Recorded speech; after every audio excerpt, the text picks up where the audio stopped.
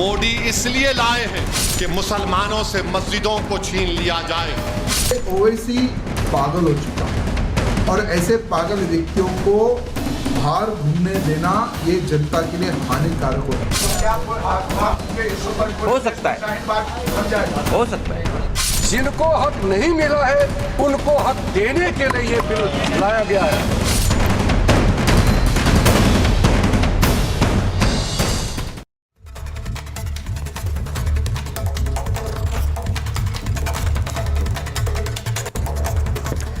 नमस्कार, आपके साथ मैं हूं सुजाता कुकरेती। आप देख रहे हैं अपना फेवरेट शो महाभारत। और महाभारत आज किस पर होगी, किस पर हुंकार होगी, किस पर आज बहस महाभारत में आगे बढ़ाऊंगी। सबसे पहले आपको बता देती हूं कि कैसे 15 मार्च आज है, लेकिन 36 घंटे बाद क्या देश में आग लगने वाली है।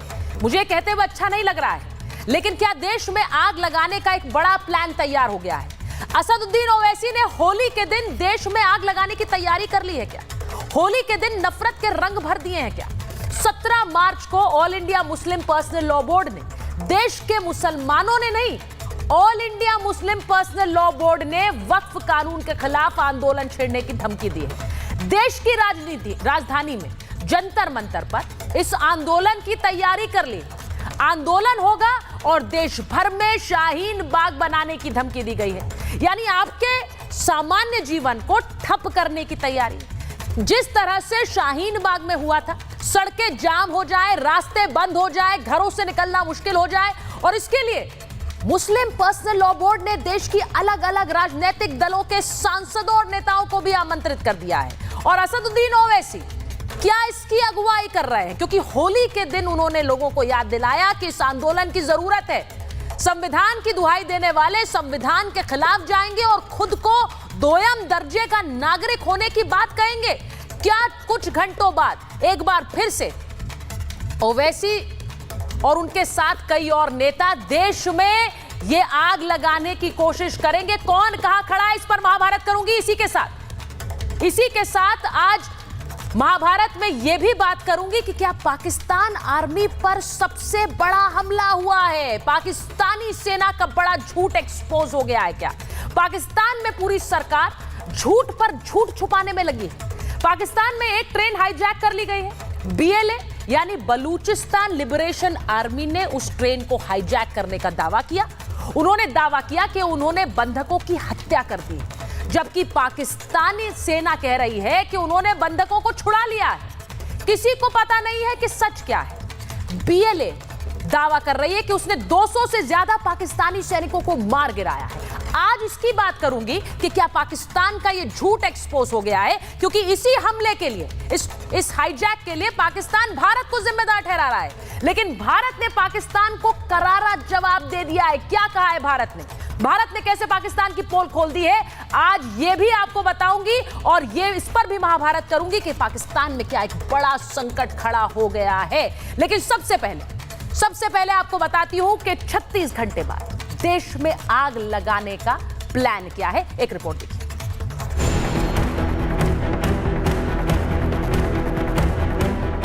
सरकार की तरफ से वक्फ संशोधन विधेयक के खिलाफ मुस्लिम संगठनों ने मोर्चा खोल दिया। 36 घंटे बाद देश में बड़ा आंदोलन होने वाला है। ये धमकी देश के मुसलमानों ने नहीं, बल्कि all India Muslim personal law board के साथ साथ कुछ मुस्लिम संगठनों ने भी दी है। हुकूमत तक की बात पहुंचाने के लिए जितने रास्ते अवेलेबल थे सबका इस्तेमाल किया। अब आखिरी चाराए-कार के तौर पर हमने ये फैसला किया कि हम 17 तारीख को जंतर मंतर पे धरना कर रहे हैं। ये चेतावनी इसलिए है क्योंकि सरकार इसी सत्र में वक्फ संशोधन विधेयक लाने वाली है। एक तरफ देशव्यापी आंदोलन की धमकी दी जा रही है, वक्फ बिल आने पर शाहीन बाग दोहराने की बात हो रही है।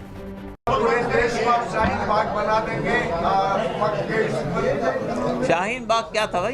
देखिए, हमारे देश में सरकार के विरुद्ध बात करने की इजाजत है नहीं है, धरना देने की इजाजत है नहीं है, पीसफुल डिमॉन्स्ट्रेशन करने की इजाजत है ये नहीं है कॉन्स्टिट्यूशन में। वही तो काम किया था शाहीन बाग ने, और क्या किया? तो क्या आपके इस पर हो सकता है, शाहीन बाग बन जाएगा? हो सकता है, हो सकता है। तो वहीं दूसरी तरफ मुसलमानों के हिमायती बनने वाले एआईएमआईएम के अध्यक्ष असदुद्दीन ओवैसी एक बार फिर से अपने बयानों से भड़काने में लगे हैं। ये वक्फ का कानून मोदी इसलिए लाए हैं, यह कानून बनाना चाहती हैं इस बिल के जरिए कि मुसलमानों से मस्जिदों को छीन लिया जाए, मुसलमानों की दरगाहों को छीन लिया जाए, खानखाओं को छीन लिया जाए, कब्रस्तानों को छीन कर खबरों को मिसमार कर दिया। सुना आपने ओवैसी कैसे मुसलमानों को भड़का रहे हैं, सरकार के खिलाफ कैसे जहर घोलने का काम कर रहे हैं। ओवैसी के बयान पर बीजेपी हमलावर है। मैं कहता हूं आज के दिन में वो लोग डरे हैं, तब तलवार की नोक से डर के उन्होंने धर्म बदला है। हमारे लोगों ने तलवार से नहीं डरा है और न उनकी सलवार पहना है। हम लोगों ने तलवार को भगाया है और देश को बचाया। भारतीय संस्कृति जिसे पसंद था वो हिंदुस्तान में है, और जिन्हें धर्म पसंद था वो पाकिस्तान में है, रो रहे हैं। तो ये ओवैसी पागल हो चुका है, और ऐसे पागल व्यक्तियों को बाहर घूमने देना ये जनता के लिए हानिकारक होता है। तो इसलिए तुरंत पागल खाने भेजकर इनका इलाज करने की आवश्यकता है। असदुद्दीन ओवैसी भ्रम फैलाने के माहिर खिलाड़ी हैं। दिन भर काम ही किया है, और वो चाहते हैं कि पूरे देश में माहौल ऐसा हैदराबाद जैसा कर दें ताकि लोग तनाव में। ये देश हिंदुओं का भी है, मुसलमानों का भी है, लेकिन क्या वक्फ की उस अनियमित शक्ति पर लगाम लगाने की जरूरत नहीं है जो देश में ईडन गार्डन क्रिकेट स्टेडियम को भी अपना मानता है, जो देश की संसद की जमीन को भी अपना कहता है, और दिल्ली के इंदिरा गांधी अंतर्राष्ट्रीय एयरपोर्ट को भी अपनी ही जमीन पर मानता है। आज महाभारत में ये सवाल ये पूछ रही हूँ कि क्या वक्फ बिल आएगा तो देश में जगह जगह शाहीन बाग बनाने की धमकी दी जाएगी? क्या देश में बड़ा आंदोलन चलाया जाएगा? और देश के बड़े राजनीतिक दल क्या इस आंदोलन का समर्थन करेंगे या फिर देश हित में सोच पाएंगे? Bureau report, Republic Bharat. मेरे साथ मौलाना साजिद रशीदी जुड़ रहे हैं, मेरे साथ बीजेपी की राष्ट्रीय प्रवक्ता शाजिया इल्मी जी जुड़ रही हैं, मेरे साथ एमआईएम के प्रवक्ता हाजी मेहरुद्दीन रंगरेज जुड़ रहे हैं। लेकिन मैं सबसे पहले रशीदी साहब आपसे पूछना चाहती हूं, क्योंकि एक लंबा समय मैंने देखा है कि आपने मुसलमान हितों की बात की है, लेकिन मैं आज आपसे पूछ रही हूं कि जिस आंदोलन की धमकी दी जा रही है जंतर मंतर से जुड़ेगा, ये आम मुसलमानों का है या फिर all India Muslim personal law board का है? कौन समर्थन दे रहा है इसे? देखिए सुचारिता जी, मैं आज भी मुसलमानों के हित की बात करता हूं। ऐसा नहीं है कि भाई मैंने मुसलमानों के हित की बात करनी छोड़ दी है। मैंने मुसलमानों के हित की बात की थी। जो 13 को इन्होंने धरना प्रदर्शन रखा था जंतर मंतर पे, हाँ। मैंने ही आवाज़ उठाई थी कि होली है, जंतर मंतर पर 13 को धरना प्रदर्शन ना किया जाए। उन्होंने मेरी बात को माना और इस 17 को किया। एक चीज़ समझ लीजिए, धरना प्रदर्शन ये संवैधानिक अधिकार है किसी भी नागरिक का, और मैं वक्फ बिल की हिमायत में नहीं हूँ, ये आपको बता दूँ। लेकिन इस हिमायत में भी नहीं हूँ कि देश में अराजकता फैले, और देश में जो है जिस तरह से लोग कह रहे हैं शाहीन बाग बनेगा, फना बाग बनेगा, वो चीज़ें मैं नहीं चाहता। आप संवैधानिक तरीके से अपनी जायज़ मांगों को रखिए, मैं भी आपके साथ हूँ, लेकिन देश की संपत्ति सरकारी या प्राइवेट उसको कोई नुकसान ना पहुंचे, किसी जान मतलब को क्या आपको ये भी डर है, आपको ये भी डर है कि देश की संपत्ति को भी नुकसान पहुंच सकता है? आपको ये भी डर है कि देश की संपत्ति को नुकसान पहुंच सकता है? मैं यही तो कह रही हूँ कि इस देश में एक आंदोलन चलाया जा रहा है कि वक्फ की संपत्ति पर कानून आ गया तो जगह जगह शाहीन बाग बना देंगे। ये हैरान करता है मुझे रशीदी साहब। मैं उसी बात को कह रहा हूँ, नहीं, मैं उसी बात को कह रहा हूँ। कई बार ऐसा होता है जब हम रोड पे चलते हैं ना, हम तो अपने आप में सेफ होते हैं, लेकिन सामने वाला, बराबर वाला, पीछे से आने वाला टक्कर मार के निकल जाता है, तो हमें वो भी तो देखना है ना।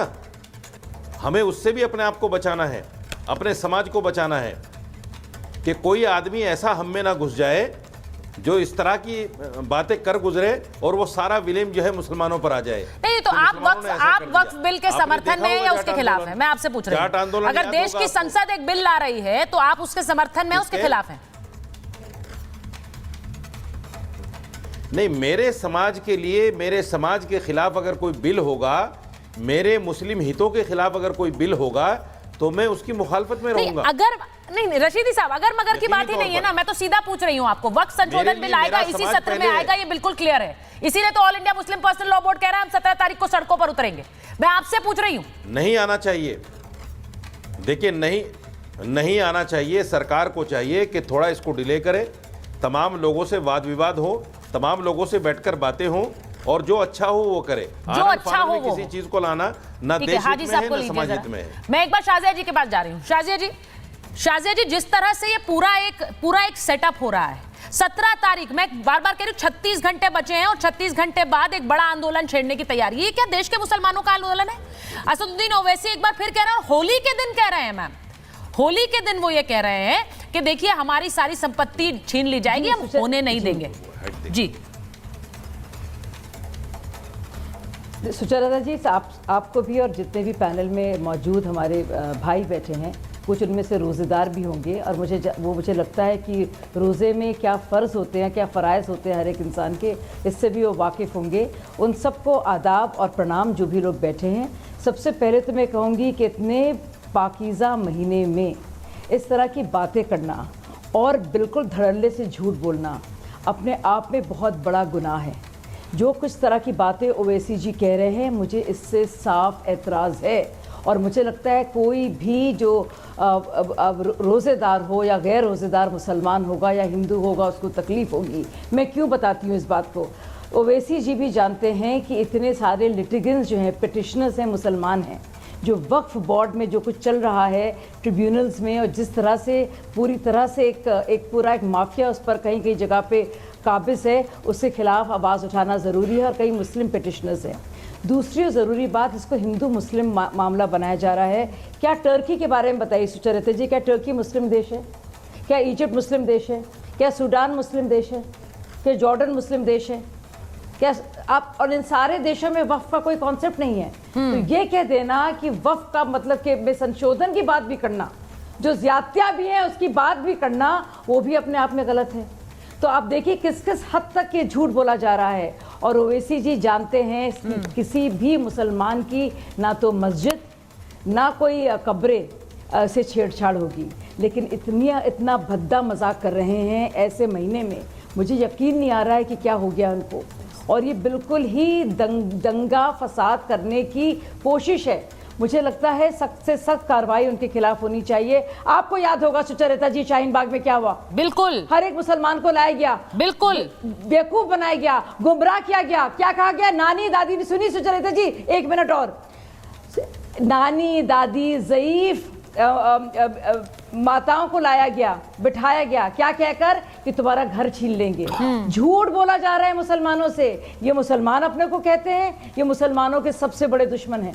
सोचिए, अभी भी झूठ बोल रहे हैं मुसलमानों से, और इस महीने में मुझे यकीन नहीं आ रहा है।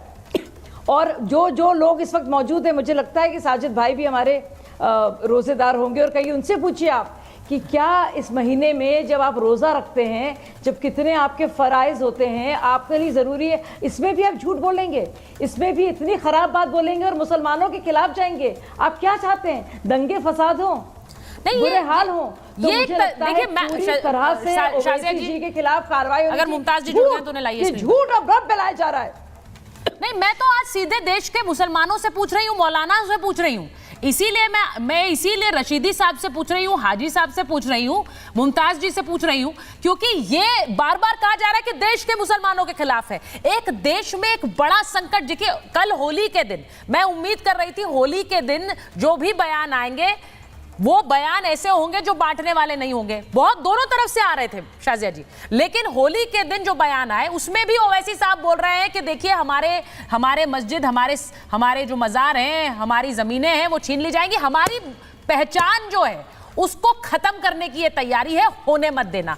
अब मैं ये पूछ रही हूँ कि कैसे खत्म पहचान हो रही है? खतरनाक बयान है, बेहद खतरनाक, बेहद खतरनाक बयान है ये आग लगाने वाले बयान है। ये मुसलमानों के साथ ये जो खेल कर रहे हैं, दंगे फसाद बनाने वाले बयान है। ये क्या करेंगे? पूरी तरह यही पूछना चाहती चाहिए, मुसलमानों को निकलना चाहिए सड़कों पर, और मुसलमानों को वैसी जैसे लोगों को आड़े हाथ लेना चाहिए और कहना चाहिए क्यों कर रहे हो हमारे साथ ऐसा, कितना बेवकूफ बनाओगे हमको? बताइए भाई, हाजी साहब हमें बनाओगे, हाजी साहब जरा बताइए। ये मुसलमानों को बेवकूफ बनाने का काम कर रहे हैं आप लोग, पकड़ कर कहना चाहिए ये जो all India Muslim personal law board वालों को।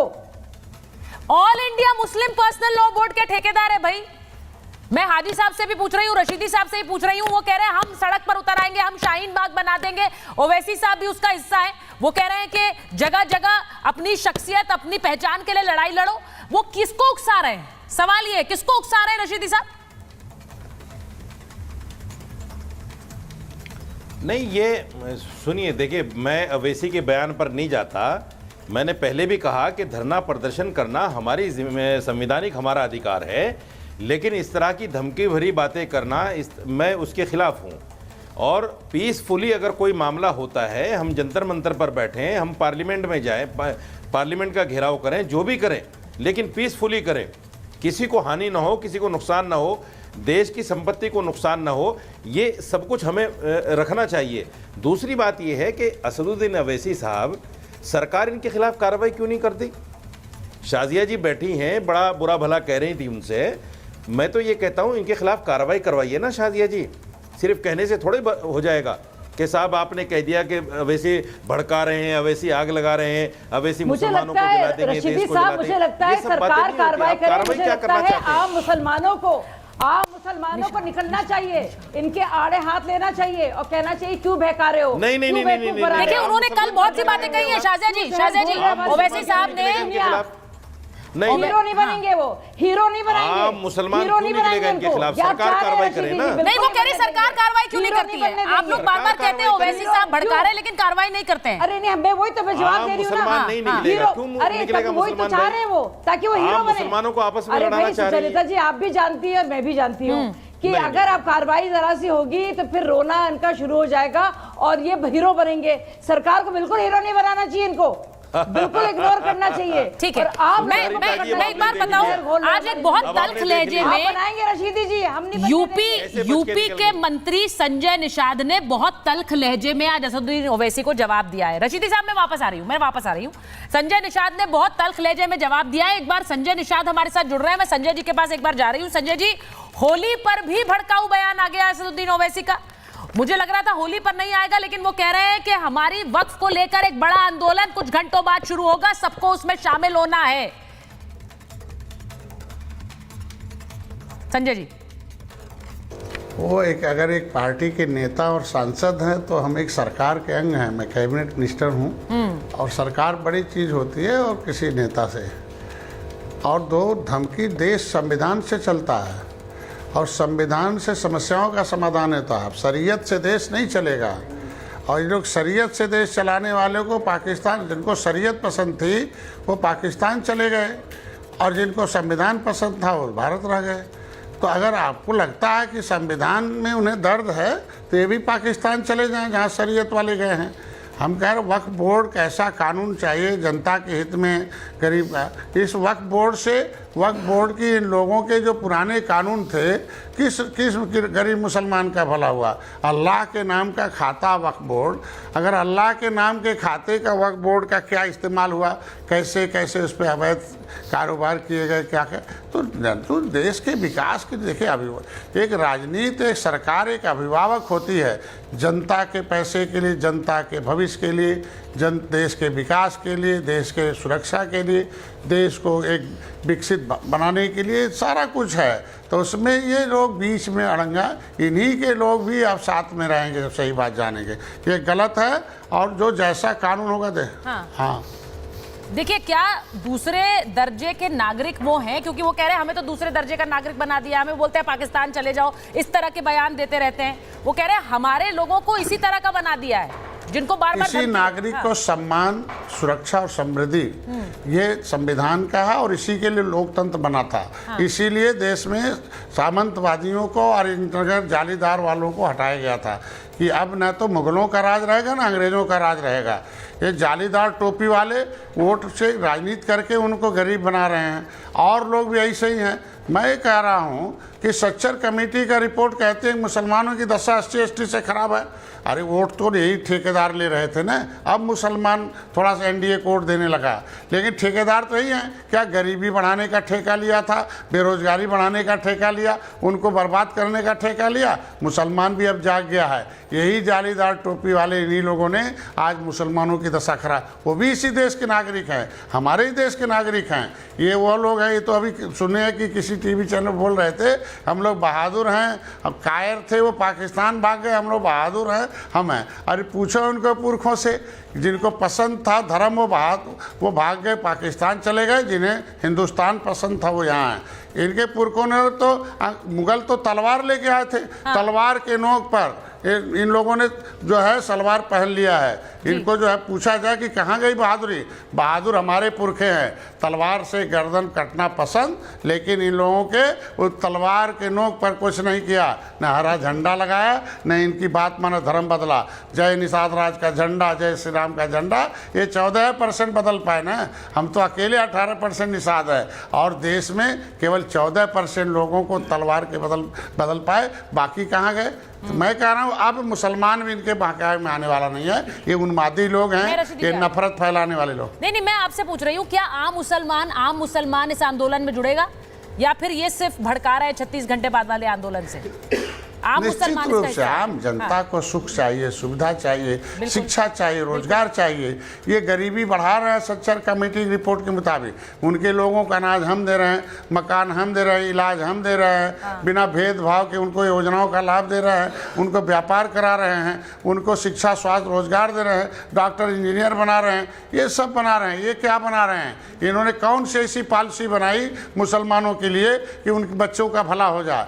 कौन सी ऐसा कानून बनाया इन लोगों ने, कांग्रेस और सपा बसपा मिलके, जिससे मुसलमान के बच्चों का भविष्य बन जाए? आज हमारी सरकार कहती बिना भेदभाव के इनके बच्चों को पढ़ाओ, साइंस पढ़ाओ, अंग्रेजी पढ़ाओ, हिंदी पढ़ाओ, एकेडमिक शिक्षा भी उसमें पढ़ाओ मदरसे में, जिससे उसका भी बेचारे का विकास हो। दर्द हमें है, इस देश का नागरिक है, इस देश में हमारे खून खानदान का है। अब तलवार लगा के गर्दन पर धर्म बदल दिया तो उसका क्या दोष है? उसके पुरखों ने बदला है, उस पर ज़्यादा नहीं कुछ कहा। ज़्यादा जिसे दर्द हो आंदोलन नहीं करा, जहां इनके पुरखों ने कहा था हमें शरीयत पसंद है, धर्म पसंद है, वहां चले गए। जिन्हें हिंदुस्तान और संविधान पसंद है यहाँ, तो संविधान जो कहेगा वो चले गए, जिन्होंने भारत की संस्कृति को चुना संजय जी, वो हिंदुस्तान में रह गए।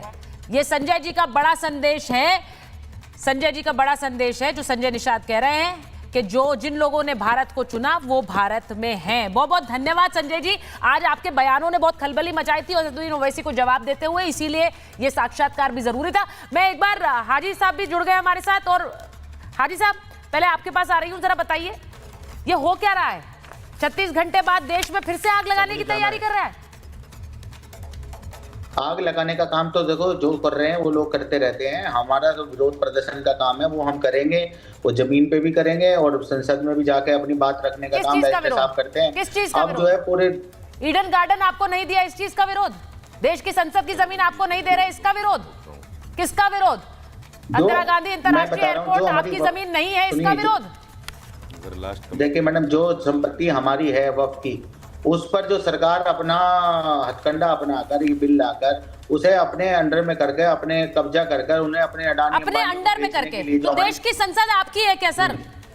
बताइए ना मुझे। ईडन गार्डन कब्जा हो रहा है, क्रिकेट स्टेडियम आपका है, हमने तो इसके लिए आप सड़क पर उतरेंगे और आग लगाएंगे?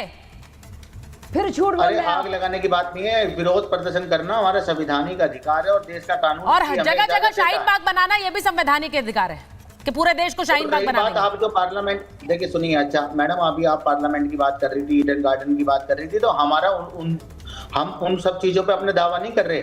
जो हमारी मस्जिदें हैं, जो हमारे कब्रिस्तान हैं, जो हमारी मदरसे हैं, जो हमारी इबादत गाहें हैं, हम अपनी वक्फ की संपत्ति के खिलाफ जो ये बिल लेकर सरकार आई है, जो हमारी संपत्तियों को छीनना चाहती है, ये हमारे खिलाफ ऐसे है जैसे हमारी नागरिकता छीनी जाती है एनआरसी के तहत, उसी तरीके से सरकार ये बिल लाकर हमारी जमीनें छीनना चाहती है। और अगर हम इसका प्रोटेस्ट कर रहे हैं तो किसान कानून भी आया था इस देश में, किसानों ने भी अपना प्रोटेस्ट किया। आप कौन सी दुनिया में हाजी साहब, आप कौन सी दुनिया में? पश्चिम बंगाल में वक्फ ईडन गार्डन पर कब्जा ठोक रहा है, कर दिया, कह रहे हैं हमारी जमीन, आप कह रहे हैं हमारे को इस ईडन गार्डन से मतलब नहीं है, देश की संसद से मतलब नहीं है। यही तो दिक्कत है ना, हर जगह दावा ठोकते जाओ और फिर कहते रहो ये तो हम अपनी मजारों और मकबरों के लिए कर रहे हैं। नहीं है ऐसा सर, देश में इतनी जमीन पर दावा ठोक दो और फिर अगर वो जमीन को उस दावे को ठीक करने के लिए कानून देश में आए तो फिर कह दो हम सड़कों पर उतरेंगे और आग लगा देंगे। ये बहुत डेंजरस है। हम आग लगाने की, देखिए हम आग लगाने की बात नहीं कर रहे सुचारिता जी, हम एक विरोध प्रदर्शन की बात कर रहे हैं और वो करेंगे, और उसके बाद अगर नेक्स्ट स्टेप होगा तो फिर अलग अलग दलों को आमंत्रण दे दिया शाजिया जी, बोल रहे हैं अलग अलग दल के लोग आ जाए, हमारे साथ शामिल हो जाए। अब तो मुझे लगता है ये भी देखना होगा कौन सा दल खड़ा हो रहा है वक्फ के साथ। क्या कांग्रेस पार्टी जाएगी, क्या समाजवादी पार्टी जाएगी, क्या लेफ्ट के नेता जाएंगे वहां पर? आपको क्या लग रहा है? हमारे साथ सब आएंगे और सबसे बड़ी सुचरिता जी, सबसे पहले तो मैं ये बात कहना चाहूंगी, देखिए अभी मुश्किल से 11 मिनट रह गए हैं इफ्तार के, और मैं मुश्किल से 11 मिनट रह गए हैं इफ्तारी के आज की, और मैं ये कहना चाहूंगी भाई साहब से कम झूठ ना बोले, बरगलाए ना, और जिस कौम से आपको लगातार वोट मिले हैं कम से कम उसके साथ इस तरह की जलालत और नाइंसाफी ना कीजिए। शाहीन बाग में बहुत बड़ा झूठ बोला गया, सीए का कानून लागू नहीं होता था किसी भी देश के मुसलमान पर, लेकिन आपने देश के मुसलमानों को निकलवाया, भड़काया, परेशान किया। आप फिर से वो करने जा रहे हैं, जबकि आप और सिर्फ सियासत कर रहे हैं आप, और बहुत ही गलीज और घटिया किस्म की। आप भी जानते हैं कि वक्फ बिल में कोई भी ऐसा संशोधन नहीं है जो कब्रों को, मसाजिद को छीन लेगा, और आप भी जानते हैं, और आप भी चुप रहिए भाई साहब, मुझे बोलने दीजिए भाई साहब, चीख तो पाऊंगी नहीं मैं, चीख तो पाऊंगी नहीं आज के वक्त, तो सुनिए, नहीं आप चुप रहिए पहले, आप मुझे बोलने दीजिए। आपको कहना पड़ेगा, देखिए मैं ऐसे चीख चिल्ला नहीं सकती, लगातार ही बोल रहे हैं बीच में। आपको डर क्यों लग रहा है? आपको डर क्यों लग रहा है मेरे बोलने से? आप झूठ क्यों बोल रहे हैं? आप मुसलमानों से झूठ क्यों बोल रहे हैं, ये बताइए। आप मुसलमानों से झूठ क्यों बोल रहे हैं? आप मुसलमानों से झूठ क्यों बोल रहे हैं, बताइए कौन? आप बताइए झूठ क्यों बोल रहे हैं आप बताइए अपने मुसलमानों के लिए इन जमीनों ने क्या किया? कितने यूनिवर्सिटी खोले आपने, कितने कॉलेज खोले, कितने अस्पताल खोले, बेवाओं के लिए आपने क्या किया? सुनिए, आप बताइए तलाकशुदा औरतों के लिए क्या क्या, कितने अस्पताल खोले, कितने गरीब बच्चों की तालीम आपने की, कितने मेडिकल कॉलेज खोले आपने, क्या क्या रोजगार के रास्ते तैयार करे। इतनी जमीनें, 9 लाख एकड़ की करीब जमीनें हैं। देखिए मुझे लगता है कि देश को देखना है कि 36 घंटे के बाद जो आंदोलन की धमकी दी जा रही है, उस आंदोलन के साथ कौन कौन खड़ा हुआ है, क्योंकि वक्फ संशोधन बिल लाया जा रहा है, जमीन नहीं हड़पी जा रही, एक संशोधन किया जा रहा है, लेकिन उसके लिए देश में कौन कौन से राजनीतिक दल खड़े हुए हैं इनके साथ, क्योंकि एक डेंजरस प्लान तैयार किया जा रहा है। उस डेंजरस प्लान के साथ कौन कौन है, मुझे लगता है ये सवाल पूछा जाना चाहिए और पूछा जाएगा। मैं एक बार बड़ी खबर बता दूं कि असदुद्दीन ओवैसी पर आरएसएस नेता इंद्रेश कुमार ने पलटवार किया है। ओवैसी समाज में जहर फैलाने वाले नेता हैं, ओवैसी को सीरियसली लेने की जरूरत नहीं है, यानी असदुद्दीन ओवैसी जो कह रहे हैं वो उसको सीरियसली ना लिया जाए, ये कह रहे हैं इंद्रेश कुमार। बड़ी बात है कि 36 घंटे बाद देश में, देश की राजधानी में क्या होने वाला है।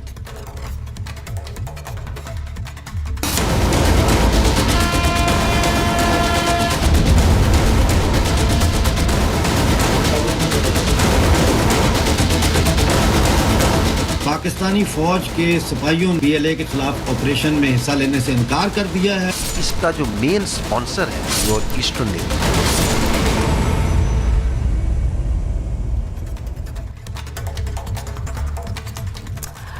अब मैं महाभारत में बात करने वाली हूं एक ट्रेन हाईजैक की, एक ट्रेन हाईजैक जिसने पाकिस्तान को एक्सपोज कर दिया है, पाकिस्तान के झूठ को एक्सपोज कर दिया है। एक पाकिस्तान में ट्रेन हाईजैक हुआ, 11 मार्च को पाकिस्तान में एक ट्रेन हाईजैक हुआ, और उसके बाद बीएलए यानी कि बलूचिस्तान लिबरेशन आर्मी ने कहा कि उस ट्रेन हाईजैक को उन्होंने अंजाम दिया है, और इसी के साथ उन्होंने यह भी कहा कि उन्होंने बंधक भी मार गिराए हैं और पाकिस्तानी सेना के 200 जवान भी मार गिराए हैं। पाकिस्तानी सेना कह रही है हमने सारे बंधकों को छुड़ा लिया है, हमने बीएलए को शिकस्त दे दी है। ये जो तस्वीरें आप देख रहे हैं, ये तस्वीरें सामने आई, पाकिस्तान में सच कौन बोल रहा है, पाकिस्तानी सेना या बीएलए? क्योंकि बीएलए का दावा है 200 सैनिक मार गिराए गए। अब आज सवाल मैं ये पूछ रही हूं कि क्या एक एक करके पाकिस्तान के सारे झूठ एक्सपोज हो रहे हैं? क्योंकि पाकिस्तान ने भारत पर भी आरोप लगा दिया, पाकिस्तान ने भारत पर यह आरोप लगाया कि भारत ने इस ट्रेन हाईजैक का समर्थन किया, उसे सपोर्ट किया।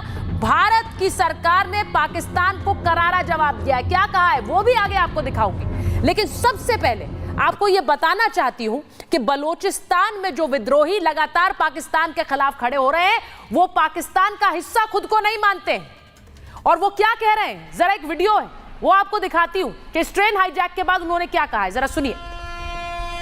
Attack was very clear. It was a simple and clear message to China and Pakistan to withdraw immediately from Balochistan. This warning to China and Pakistan was also given by our leader, General Aslam Baloch, but China failed to pay heed. We once again make it clear that Gwadar and the rest of Balochistan belong to Baloch. It's our duty to protect our land and sea. Our operation Zir Pahazak. This is a continuous operation that has been initiated to safeguard the Baloch Sea from China, Pakistan and other foreign powers. China, you came here without our consent, supported our enemies. हुआ क्या है आपको बताती हूँ। 11 मार्च को पाकिस्तान में एक train hijack हुई है। 11 मार्च को बीएलए ने जाफर एक्सप्रेस हाईजैक की, यानी कि बलूचिस्तान लिबरेशन आर्मी ने। 13 मार्च को पाकिस्तानी सेना ने दावा किया। उन्होंने क्या कहा? उन्होंने कहा कि ट्रेन हाईजैक संकट हमने खत्म कर दिया, हमने सबको छुड़ा लिया है और बीएलए से मुक्त करा लिया है। 33 बलूच लड़ाकों को भी हमने मार गिराया, यानी अपने देश में वाहवाही बटोरने के लिए पाकिस्तान ने इस झूठ को फैलाया। पाकिस्तान के जवाब में बीएलए का जवाब आ गया। अब बीएलए क्या कह रही है? वो कह रही है हमारे लड़ाकों ने खुद शहादत चुनी है, खुद वो शहीद हुए, हमारे लड़ाकों को मारा नहीं गया। पहली बात उन्होंने ये कही। दूसरी बात उन्होंने कही कि 200 से ज्यादा पाकिस्तानी सैनिकों को हमने मार गिराया है। अब इसकी कोई चर्चा पाकिस्तानी सरकार ने नहीं की, पाकिस्तानी सेना ने कही। इसके अलावा ये तो पाकिस्तान का पहला झूठ था। दूसरा झूठ ये कि पाकिस्तान ने भारत पर भी आरोप लगा दिया। पाकिस्तान ने भारत पर आरोप लगाते हुए कहा कि भारत आतंकवाद को बढ़ावा देता है। पाकिस्तान के इन आरोपों को हिंदुस्तान ने बहुत गंभीरता से लिया और जवाब भी दिया। भारत ने कहा पाकिस्तान ग्लोबल टेररिज्म का केंद्र है, ग्लोबल टेररिज्म, और अंदरूनी समस्याओं से त्रस्त है। यह तो होना ही था जो उसके देश में अब हो रहा है, और इन सब के लिए भारत को जिम्मेदार ठहराना सरासर गलत है। खुद गिरेबान में झांके पूरी दुनिया देख रही है कि पाकिस्तान में क्या हो रहा है। अब देखिए, एक के बाद एक जो झूठ परोसे गए हैं पाकिस्तान द्वारा, मैं उन्हीं पर आ रही हूं। मेरे साथ इस वक्त हुसैन थीबो जुड़ गए हैं, पाकिस्तान से पत्रकार हैं। मेरे साथ इस वक्त अमजद अयूब मिर्जा जुड़ गए हैं, ह्यूमन राइट्स एक्टिविस्ट हैं। अमजद साहब, मैं पहले आपसे पूछ रही हूं, हुआ क्या है? पाकिस्तानी सेना तो दावा कर रही है हमने सारे बीएलए एक्टिविस्ट को मार गिराया है, आतंकवादियों को मार गिराया है और हमने लोगों को छुड़ा लिया है। ये झूठ है क्या?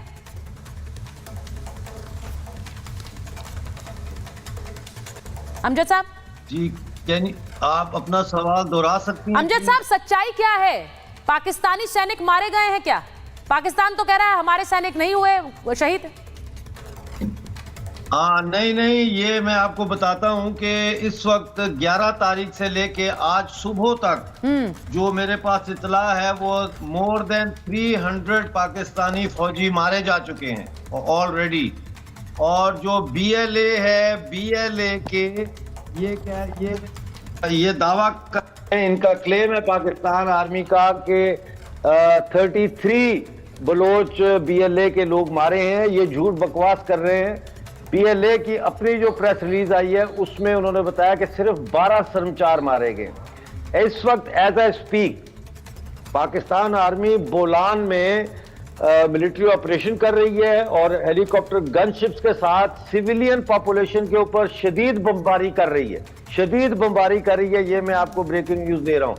और वो बीएलए का तो मुकाबला कर नहीं सकते, तो अब वो सिविलियन पॉपुलेशन के ऊपर बोलान में बमबारी कर रहे हैं।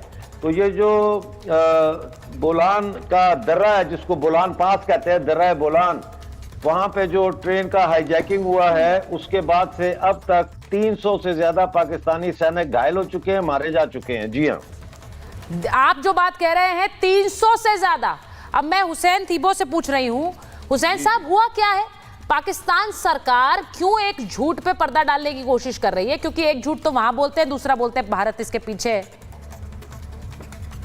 क्या बात है जी, जबरदस्त। मैं एक तो आपके इंट्रो से बड़ा मैं सेटिस्फाई हुआ। असल में आपका मसला ये है इंडियन टीवी का कि आप आवाज बढ़ा दीजिए इनकी जरा। ड्रामे, फिल्में, बड़े शौकीन है ड्रामों के और फिल्में सनसनी पैदा कर ली। नहीं सर, ड्रामे तो पाकिस्तान के मशहूर हैं पूरी दुनिया में। Pakistani drama series are a big hit ना वर्ल्ड ओवर। सबसे बेहतरीन ये तो सब जानते हैं। इसमें जो आपने इंट्रो में सबसे अच्छी बात कही ना, आपने कहा कि हिंदुस्तान को ग्लोबल टेररिस्ट डिक्लेयर किया गया है। I really appreciate your effort कि आपने अपने इंट्रो में कहीं कहीं से लाके ये तो बता दिया कि हिंदुस्तान को ग्लोबली टेररिस्ट कंट्री डिक्लेयर कर दिया। वो कनाडा हो, वो यूएस हो, आपके जो एफर्ट्स हैं कश्मीर से बाहर निकल के इस वक्त आपको हिंदुस्तान जो है वो कनाडा के अंदर, हिंदुस्तान यूएस के अंदर। देखिए हुसैन साहब let's talk some facts please. Hussain साहब थोड़े मुद्दों पर बात करते हैं, फैक्ट्स पर बात करते हैं। हुसैन साहब देखिए यहाँ पर मैं फैक्ट्स पे बात कर रही हूँ।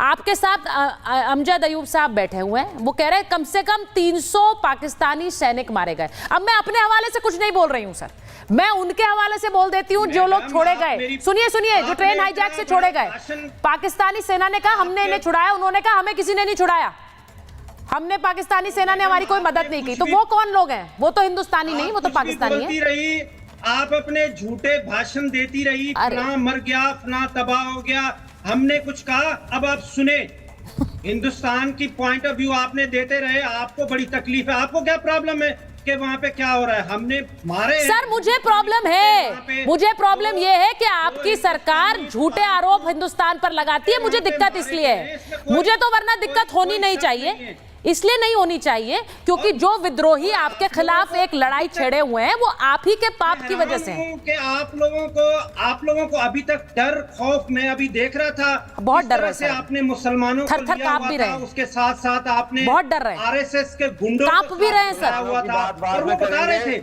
कि 800 साल मुसलमानों ने हुकूमत की थी और हमें आके 2000 आदमी ने हमारे ऊपर आके कब्जा कर लिया था। मैं बड़ा एंजॉय कर रहा था। जब आप अभी तक डरे हुए हैं, ये जो आपकी आरएसएस की आइडियोलॉजी है, ये जो हिंदुत्व की एक आइडियोलॉजी है जो मोदी साहब ने बनाई हुई है, आप मुझे बड़ा अच्छा लग रहा है थीबो साहब। एक मिनट अमजद साहब, मैं आ रही हूँ अमजद साहब, मैं एक बार थीबो साहब, मुझे बड़ा अच्छा लग रहा है हुसैन कि आपको वहां पाकिस्तान में बैठकर आप बीएलए की चिंता नहीं कर रहे, आप आरएसएस की चिंता कर रहे हैं। तो मुझे ये सुनकर बड़ा अच्छा लग रहा है। नहीं, दिस इज रियली गुड कि आप वहां बैठकर आरएसएस, इतना ही आप बीएलए के बारे में सोच लेते तो आज आपके सैनिक वहां पर मारे नहीं गए होते। मैं तो आपसे फैक्ट जानने के लिए आपको आमंत्रित किया था, अब आप उल्टा हिंदुस्तान पर आरोप लगा रहे हैं। मुझे जो 35A और 370 जिस तरह से, अरे सर भूल जाइए, उसे देश भूल गया है, आप ही जपते हैं बस पाकिस्तान में, उसे भूल जाइए, उसे भूल जाइए। पाकिस्तान के लोग जपते हैं, हिंदुस्तान में कोई याद नहीं रखा है उसे। वो इतिहास हो गया, इतिहास, it is history, it is history now. की बड़ी फिक्र है जिस हुसैन, हिस्ट्री हो गया। आरएसएस के गुंडे आके धमकाते हैं कि सिर्फ आरएसएस का बहुत डर है भाई, हिंदुत्व की आइडियोलॉजी की। हुसैन आपको अपने देश की समस्याओं के बारे में बात नहीं करनी है, आपको सिर्फ आरएसएस की बात करनी है। जो आपकी आइडियोलॉजी है। मैं एक बार अमजद साहब के पास जा रही हूँ, अमजद साहब दिक्कत क्या है पाकिस्तानियों के साथ? इनको आरएसएस पर बात करनी है, इन्हें बीएलए पर बात नहीं करनी है, इन्हें हिंदुस्तान पर आरोप लगाना है, इन्हें उन आरोपों की तरफ नहीं देखना जो बीएलए इन पर लगा रही है। इनके पूरे ग्वादर को ले लिया, बलोचिस्तान की जमीन ले लिया, आज से थोड़ी कह रहे हैं और वो कह रहे हैं इट्स अ कंटिन्यूअस प्रोग्राम। ये जो अभी हुआ है ये अभी के लिए नहीं है, उन्होंने कहा हाईजैक सिर्फ एक ट्रेलर है। अमजद साहब देखिए, इनको क्या पता आरएसएस क्या है। हाँ। हम तो कहते हैं आरएसएस जिंदाबाद, आरएसएस भारत माता के माथे का झूमर है। आरएसएस ने जितनी खिदमत की है भारत माता की, आरएसएस ना होती तो भारत देश आजाद भी ना होता। भारत की आजादी की तहरीक की जो नींव होती है, जो फाउंडेशन होती है, वो आरएसएस ने डाली। पहली बात ये कहते हैं जी मुसलमानों के साथ बड़ा जुल्म हो रहा है, मुझे ये बताएं अगर मुसलमानों के साथ जुल्म हो रहा है तो वक्फ जो ऑर्गेनाइजेशन है मुसलमानों की है ना, हिंदुओं की तो नहीं है। 9 लाख एकड़ पे कब्जा कैसे जमा लिया उन्होंने? किसी ने रोका ही नहीं। झूठ बोल के, विक्टिम कार्ड खेल के ये जो वक्फ के माफिया है, वक्फ, इन्होंने कैसे कब्जा कर लिया। हाँ। फिर आप कहते हैं कि हिंदुस्तान को क्यों चिंता है? भाई हिंदुस्तान को क्यों चिंता ना हो? आपका डीजी ISPR नेशनल टीवी पे पाकिस्तान में प्रेस के सामने बैठ के कह रहे हैं कि ये इंडिया ने किया है, तो जवाब तो हमें देना पड़ेगा, हमें जवाब देना पड़ेगा। अगर इंडिया ने किया हो तो उसका कोई सबूत दे। जुबानी कलामी बात करने से कुछ नहीं होगा। जो मक्खी भी मर जाती है तो कहते हैं जी ये अजित डोवल ने मरवाई है। ये कोई अजित डोवल का काम है, ये इंडिया की राह का काम है। ये बड़ी बात है। ये देखिए जो जुल्म तुमने किए हैं, जो जुल्म तुमने किए हैं उनकी तरफ नहीं देखना है। वो कह रहे हैं मक्खी भी मर जाएगी तो अजीत डोवल करा रहे हैं, डोवल ही सब कुछ करा रहे हैं। पाकिस्तान में सर अगर अजीत डोवल सब कुछ करा रहे होते तो आज बहुत चीजें बेहतर हो जाती है आपके देश के लिए। मैं तो आशा कर रही हूँ कि अजीत डोवल बहुत कुछ करा रहे हो। लेकिन देखिए सीधी बात यह है कि आपके यहाँ पर आपकी सेना जो दावे कर रही है उन्हें लेकर देश की जनता ही कन्विंस्ड नहीं है। आपके यहाँ के पत्रकार बोल रहे हैं कि कोई अकाउंट नहीं है।